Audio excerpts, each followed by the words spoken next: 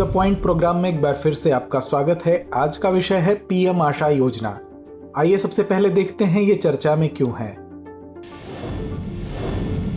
हाल ही में केंद्रीय मंत्रिमंडल ने प्रधानमंत्री अन्नदाता आय संरक्षण अभियान पीएम आशा योजना को जारी रखने की मंजूरी दी है।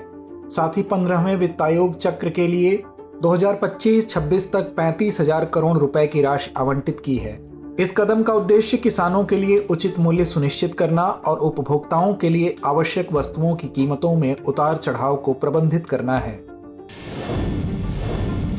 आइए अब जानते हैं पीएम आशा योजना के बारे में।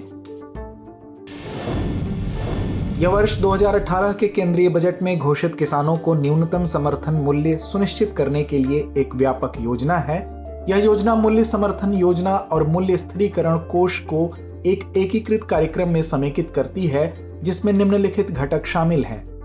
मूल्य समर्थन योजना यानी PSS, मूल्य स्थिरीकरण कोष यानी कि PSF, मूल्य घाटा भुगतान योजना यानी PDPS और बाजार हस्तक्षेप योजना यानी MIS। अब आइए एक नजर डालते हैं पीएम आशा योजना की मुख्य विशेषताओं पर। खरीद में बदलाव 2024-25 सत्र से न्यूनतम समर्थन मूल्य पर अधिसूचित दालों, तिलहनों और खोपरा की खरीद राष्ट्रीय उत्पादन का 25% कवर करेगी। तुअर, उड़द और मसूर दालों के लिए अपवाद 2024-25 सत्र के लिए 100% खरीद की योजना बनाई गई है।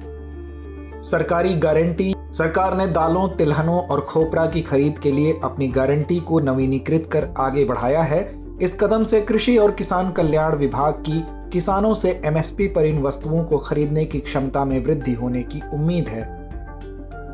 इसमें भारतीय राष्ट्रीय कृषि सहकारी विपणन संघ के ई-समृद्धि पोर्टल और भारतीय राष्ट्रीय सहकारी उपभोक्ता संघ के ई-संयुक्ति पोर्टल पर पंजीकृत किसान भी शामिल हैं। इस पहल का उद्देश्य घरेलू उत्पादन को बढ़ावा देना, आयात पर निर्भरता कम करना और विभिन्न फसलों की खेती को प्रोत्साहित करना है। मूल्य स्थिरीकरण कोष। इसकी शुरुआत कृषि बागवानी वस्तुओं के लिए अत्यधिक मूल्य उतार चढ़ाव को कम करने के उद्देश्य से की गई थी। इसमें दालों और प्याज के रणनीतिक बफर स्टॉक को बनाए रखना शामिल है। इसके तहत उपभोक्ता मामलों का विभाग कीमतों को स्थिर करने के लिए MSP से ऊपर खरीद का प्रबंध करेगा। मूल्य घाटा भुगतान योजना यानी PDPS। इसमें अधिसूचित तिलहनों के लिए कवरेज राज्य उत्पादन के 25% से बढ़ाकर 40% किया गया है। इसमें किसानों को MSP और बाजार मूल्य के बीच अंतर के लिए मुआवजा दिया जाएगा, जिसमें केंद्र सरकार MSP का 15% तक कवर करती है। बाजार हस्तक्षेप योजना। इसे खराब होने वाली बागवानी फसलों के किसानों को सहायता देने के लिए विस्तारित और संशोधित किया गया है। इसके तहत कवरेज उत्पादन को 20% से बढ़ाकर 25% किया गया है। इसमें किसानों को भौतिक खरीद के बजाय सीधे अंतर भुगतान का नया विकल्प दिया गया है। इसमें टमाटर, प्याज और आलू फसलों के लिए परिवहन और भंडारण लागत के लिए सहायता प्रदान की गई है। अब आइए नजर डालते हैं आगे की राह पर। सरकार को पीएम आशा योजना के बारे में किसानों की जागरूकता बढ़ानी चाहिए। कुशल खरीद, बुनियादी ढांचे में निवेश करना चाहिए और समय पर भुगतान सुनिश्चित करना चाहिए।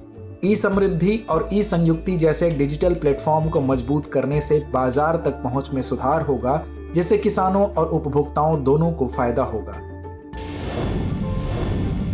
तो आइए अंत में नोट करते हैं आज का अभ्यास प्रश्न। पीएम आशा योजना के बारे में निम्नलिखित कथनों पर विचार करें। पहला कथन है, इस योजना का उद्देश्य किसानों को उनकी उपज के लिए लाभकारी मूल्य सुनिश्चित करना है, जैसा कि 2022 के केंद्रीय बजट में घोषित किया गया है। दूसरा कथन है, यह योजना मूल्य समर्थन योजना और मूल्य स्थिरीकरण कोष को एक एकीकृत कार्यक्रम में समेकित करती है। उपर्युक्त दिए गए कथनों में से कौन सा या कौन से सही है या हैं? विकल्प A केवल 1, विकल्प B केवल 2, विकल्प C 1 और 2 दोनों या विकल्प D ना तो 1 ना ही 2। तो इस प्रश्न का जवाब कमेंट बॉक्स में देना ना भूलें। धन्यवाद।